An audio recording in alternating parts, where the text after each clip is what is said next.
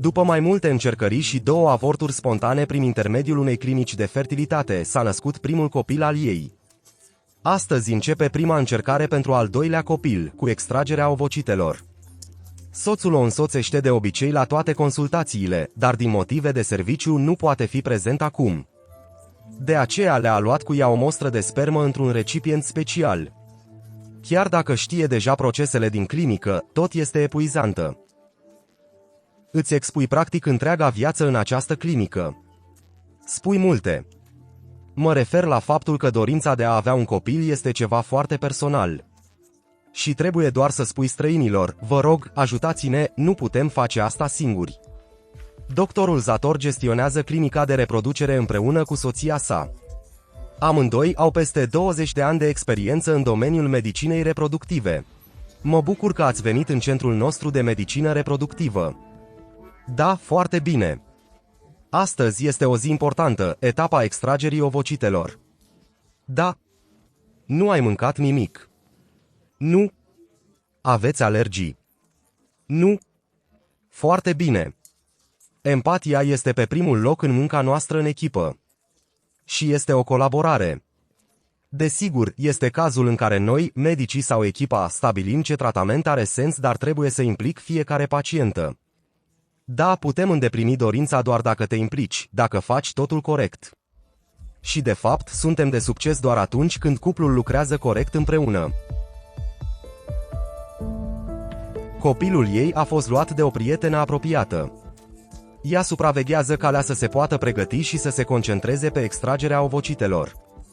Este un moment important în procesul de fertilizare.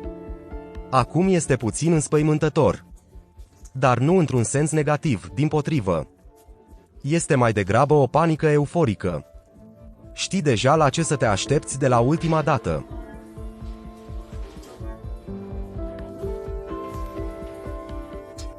Este momentul adevărului. Pentru că acum se va vedea dacă stimularea cu injecțiile și pastilele a avut efect și dacă s-au format suficiente ovocite. Bine, vă voi prelua în câteva minute. Mulțumesc! Cu plăcere! Te gândești la tot și la nimic. Știm deja din ecografie ce este acolo, iar acum sperăm că în fiecare folicul se găsește un ovocit și că sunt maturi și vor putea fi fertilizați. Cred că lucrurile interesante vor începe doar atunci când mă voi trezi complet din mica mea anestezie și am să aud câte am reușit și cum stau șansele în general.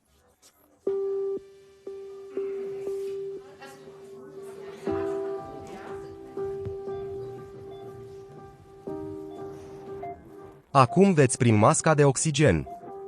Ridicați capul, da, așa. Nu vă strânge. Nu, perfect, foarte bine. Acum vă veți odihni confortabil. Deci, încep sedarea, veți respira normal tot timpul, veți primi oxigen prin mască, nu trebuie să vă fie teamă. Și începem. În curând veți simți oboseală rapidă și capul vi se va învârti puțin de la anestezic. Sunteți deja obosită?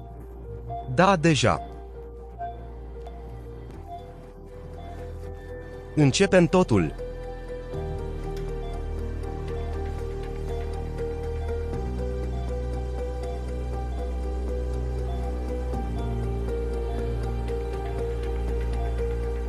Principiul recoltării ovocitelor este similar cu principiul recoltării sângelui. Sub controlul ecografic, introducem cu atenție un ac foarte subțire prin vagin în folicul din ovare și aspirăm lichidul din ei.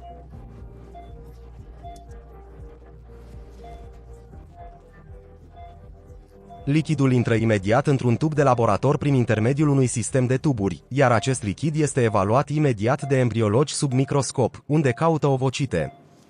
În mod ideal, încercăm să aspirăm cât mai mulți foliculi cu o singură puncție.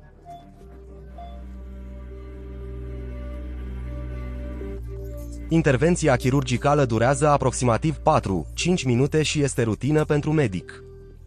De obicei, în timpul operației se aspiră între 5 și 15 foliculi. Pentru Lea, asta înseamnă treptat să se trezească.